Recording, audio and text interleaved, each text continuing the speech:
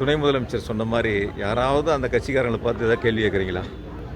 அதாவது உங்களுக்கு ரேட்டிங் வேணுங்கிறதுக்காக, உங்களுக்கு ஒரு செய்தி வரணுங்கிறதுக்காக ஒரு பக்கமாக கேள்வி திருப்பி திருப்பி கேட்கறதுக்கு போத் சைடு கேள்வி கேட்டீங்கன்னா 2 பக்கம் கேள்வி கேட்டிங்கன்னு வச்சுங்களேன், அந்த கேள்வி ஒரு நியாயமுள்ள கேள்வியாக இருக்கும்.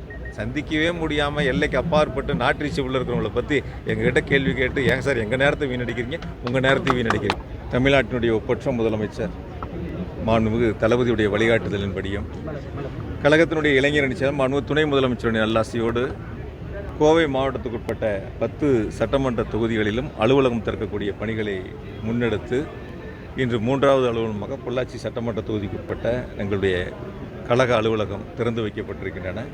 வரக்கூடிய 2026 சட்டமன்ற தேர்தலை எதிர்கொள்ளக்கூடிய வகையில் இந்த அலுவலகம் இப்பொழுது திறக்கப்பட்டுள்ளது.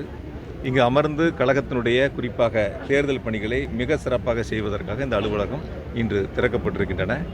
4½ ஆண்டுகளில் மாண்பு முதலமைச்சர்கள் பல்வேறு சிறப்பு திட்டங்களை கோவை மாவட்டத்திற்கு வழங்கியிருக்கின்றார்கள், குறிப்பாக பொள்ளாச்சிக்கும் வழங்கியிருக்கின்றார்கள். எனவே அரசினுடைய திட்டங்களை மாண்பு முதலமைச்சருடைய சாதனைகளை வீடு வாரியாக வாக்காளர்களை சந்தித்து மக்களிடத்தில் எடுத்து சொல்லி இந்த முறை கோவையில் 10 சட்டமன்ற தொகுதியிலும் திராவிட முன்னேற்ற கழகத்தின் சார்பில் மாண்பு முதலமைச்சர்கள் அறிவிக்கின்ற தோழமை வேட்பாளர் உட்பட அனைவரையும் மகத்தான வெற்றி பெறச் செய்வோம் என்பதில் இன்று உறுதி எடுத்திருக்கின்றோம்.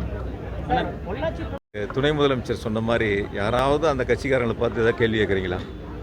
அதாவது உங்களுக்கு ரேட்டிங் வேணுங்கிறதுக்காக, உங்களுக்கு ஒரு செய்தி வரணுங்கிறதுக்காக ஒரு பக்கமாக கேள்வி திருப்பி திருப்பி கேட்கறதுக்கு போத் சைடு கேள்வி கேட்டீங்கன்னா 2 பக்கம் கேள்வி கேட்டிங்கன்னு வச்சுங்களேன், அந்த கேள்வி ஒரு நியாயமுள்ள கேள்வியாக இருக்கும். சந்திக்கவே முடியாமல் எல்லைக்கு அப்பாற்பட்டு நாட்டு ரீச்சபிள் இருக்கிறவங்களை பற்றி எங்ககிட்ட கேள்வி கேட்டு ஏன் சார் எங்கள் நேரத்தை வீணடிக்கிறீங்க, உங்கள் நேரத்தை வீணடிக்கிறீங்க.